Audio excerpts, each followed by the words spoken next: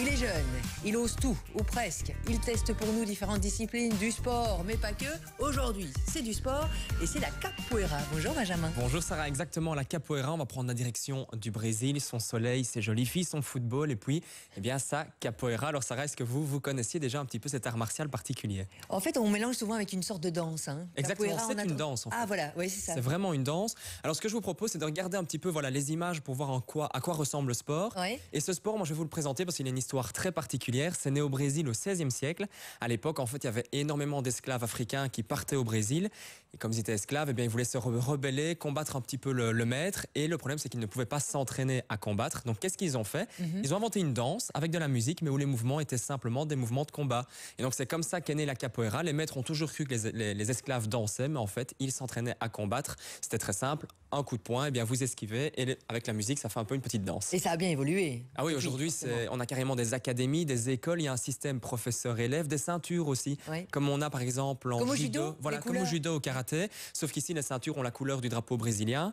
Et puis, il y a aussi une petite particularité, c'est qu'on a gardé certains points de l'époque, donc on joue toujours avec des instruments traditionnels de l'époque, on a toujours donc cette musique durant l'art martial, mais par contre, eh bien, il n'y a pas de fédération. Donc on ne sait pas combien aujourd'hui il y a de pratiquants de capoeira dans le monde, tout simplement parce que la capoeira du nord du Brésil n'est pas la même que celle du sud. Et donc quand ils sont arrivés en Europe, ils ont gardé ces différences de coutumes un peu partout. Et donc c'est impossible de tout rassembler sous une seule et même fédération. J'imagine qu'il y a des mouvements de base. Alors exactement, il y a la garde, vous allez voir en image à quoi ça ressemble. Je m'excuse tout de suite pour mon niveau de portugais. Parce que j'ai pris des cours hier avec un excellent professeur, mais ça ne suffira pas. Donc on va commencer avec le ginga. Le ginga, en fait, c'est la garde. C'est un peu comme en boxe, à la différence qu'en boxe, on se met comme ceci, on est très mobile, immobile justement. Et ici, à l'inverse, c'est extrêmement mobile. On voit qu'ils vont de gauche à droite. Garde. Et ça, c'est la garde, c'est le ginga. Alors vous voyez, par exemple, quand la jambe droite est derrière nous, c'est le bras droit qui protège le visage. Et pareil, jambe gauche arrière, bras gauche. Et donc, c'est à partir de là, en fait, qu'on va lancer une attaque ou une défense. Et alors aussi, bien, c'est un mouvement qui est assez vite maîtrisé. Donc la base, on l'a assez vite, je vous rassure. Et à partir de là, eh bien, il faut lancer une défense ou justement une attaque. Alors on va voir deux attaques. La première, bon voilà, je vous préviens pour mon niveau de portugais, il faut que je le lise pour être sûr. C'est Meia Lua de Frente. Voilà, c'est plus ou moins ça. C'est en fait un mouvement du pied. Donc on va balayer avec la jambe, comme si on frappait à hauteur des côtes de l'adversaire. Et comme c'est une danse, l'adversaire doit esquiver tout de suite. Donc vous allez voir, il se baisse pour passer sous la jambe. Donc on part du fameux, comment ça s'appelle, du fameux ginga. Et alors là, on lance cette attaque dont je ne répéterai pas le nom. Et vous voyez un petit peu à quoi ça ressemble. Voilà, c'est assez basique. Bon, on voit tout de suite que c'est un peu plus compliqué pour moi ici au niveau de l'équilibre, parce que c'est ça aussi la particularité du sport. Vous parlez de musique, est-ce qu'on doit être en rythme ? Alors oui, on va en parler plus tard. Il faut vraiment toujours être en rythme par rapport à la musique. On le verra aussi sur une vidéo où on entend quelle musique c'est. Et ici, on voit une deuxième attaque qui est le quechada, qui est en fait le principe défoncer la porte à l'aide du pied, en quelque sorte. Donc c'est vraiment venir avec l'avant du pied comme ça sur l'adversaire. Et là, l'esquive, c'est simplement se tourner pour l'éviter. Et puis, il y a pas mal de bienfaits. On le voit, on est toujours en mouvement. C'est très, très bon pour le corps, finalement. Exactement, c'est très bon pour les muscles. Il y a le haut du corps qui travaille, le bas du corps. Le cardio aussi, on l'a dit, il y a du rythme. Donc, il faut un petit peu travailler son rythme, sa coordination des mouvements aussi. C'est un peu particulier. Et puis, surtout, c'est très social. Parce que comme c'est une danse, eh bien, on doit un petit peu rencontrer les personnes avec qui on va danser. Et c'est mixte ou pas? Ou c'est garçon d'un côté, c'est garçon, fille, tout est mixte. Et c'est ça qui est vraiment amusant. C'est aussi tous les âges. Vraiment, tout le monde se retrouve dans ce sport-là. Et vous avez testé où ça, vous? Alors, moi, je suis allé du côté de Jogo Vivo Bruxelles. Donc, ils s'entraînent à l'Athénée Royal d'Ixelles. Leur site internet, c'est www.jogovivocapoeira.be.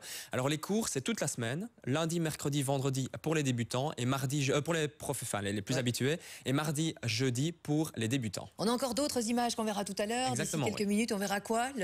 Alors, on verra un mouvement de défense. Et puis, justement, pas le combat. Parce que comme c'est une danse, on appelle ça le jeu. Le jeu. On verra ça donc dans quelques minutes. Benjamin Verpoorten est là. Il a testé pour nous la capoeira. Exactement. Donc, on rappelle un petit peu, c'est un art martial afro-brésilien où il n'y a aucun coup qui se donne puisqu'en fait c'est une danse. Alors on a vu à la fin de la première partie quelques attaques, on va voir maintenant forcément la défense. Alors on a vu déjà, vite fait, il y avait deux types de défense dans la vidéo et on va, je sais pas si vous vous rappelez. Deux types d'attaques.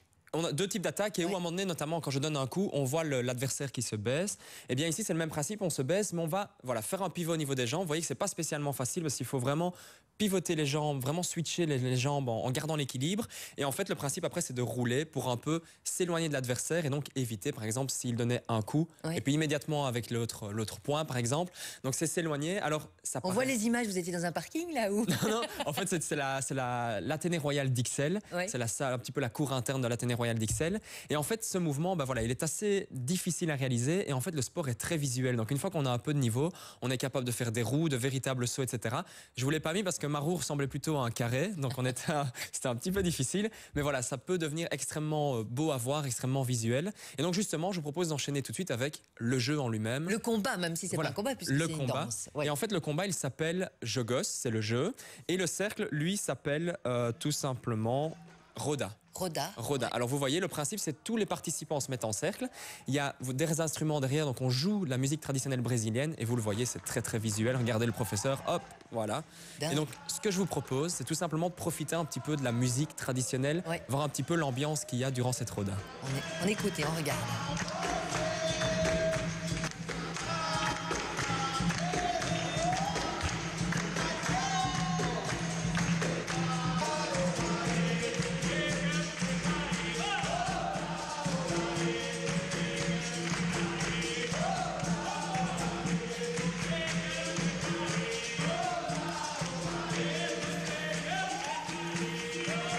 Pour ceux qui nous rejoignent, on rappelle un peu l'historique de la capoeira. En fait, c'était pour les esclaves à l'époque, pour s'entraîner au combat, alors qu'ils ne pouvaient pas. Les esclaves africains au Brésil, qui voulaient s'entraîner, donc ils ont inventé une danse pour pouvoir un petit peu s'entraîner par rapport au sport. Vous l'avez vu, c'est extrêmement visuel. Et alors, on parlait tantôt de musique et de coordination avec la musique. Eh bien, c'est vraiment ça. Il faut aussi de coordonner avec l'adversaire. Forcément, si vous donnez le coup et que l'adversaire n'a pas vu le coup arriver, ça pourrait faire mal. Donc voilà, ça c'est un petit peu la difficulté de ce sport-là. Vous avez rencontré aussi des personnes là-bas, j'imagine. Exactement. J'ai rencontré 3 personnes. Alors, on va les présenter traditionnellement. C'est Alessandra Olivier et Anne-Céline. Mais il faut savoir que dans les clubs de capoeira, on a tous un surnom. Donc, plutôt que vous les présenter par leur prénom principal, on va présenter Malaquera, Tagarella et Milo. Et ils vont répondre un petit peu à quelques questions, vous présenter le sport. C'est une envie de découvrir quelque chose qui est dans tout. Donc, la danse, l'art martial, la musique. Parce que c'est la seule art martiale qu'il a des instruments, qu'il a le chant, qu'il a un orchestre. Donc voilà, donc ça c'est quelque chose qui attire beaucoup les gens. Selon toi, quelles sont finalement les compétences qu'il faut avoir pour pouvoir pratiquer la capoeira? Donc il faut avoir un minimum de souplesse, il faut la coordination, agilité, de l'équilibre. Ça c'est les grandes bases pour la capoeira. Il y a pas mal de choses qu'on pense qu'on ne sait pas faire, mais voilà, mine de rien, la base, on sait faire. On apprend quand même relativement vite avec un minimum de rigueur. Après, c'est vrai qu'il faut de la souplesse, pas mal de cardio. Et il faut s'entraîner, quoi. C'est assez complet, on le voit. Oui, c'est assez complet. C'est vraiment un sport qui travaille tout. Et puis, tout le monde peut le faire. C'est un petit peu à nous de mettre le rythme que l'on veut dans l'activité. On rappelle les infos. Donc c'était jogovivocapoeira.be, ça c'est leur site internet. C'est un club qui est basé du côté d'Ixelles, donc ils s'entraînent à l'Athénée Royal d'Ixelles. Il y a des entraînements tous les jours de la semaine. Vous aurez toutes les infos sur le site internet. Au niveau des prix, c'est plus ou moins 50 € par mois pour l'activité. Et alors je ne l'ai pas pris ici, mais on reçoit un superbe petit t-shirt lorsqu'on s'inscrit. Tapez capoeira si ça vous dit, c'est vraiment un sport pour tous. Oui, et il y a vraiment aussi des clubs partout en Belgique, il faut bien le préciser. Forcément. Le défi pour vous, Benjamin, vous avez testé pour nous, vous m'avez titillé avec cette roue carrée. Alors vous aussi à la maison, peut-être vous avez envie de voir la roue carrée de Benjamin. Attention, ambiance, musique, c'est comme si on était au jeu. Alors, attention les écrans, les caméras, tout ça, faites attention. Allez-y, allez-y.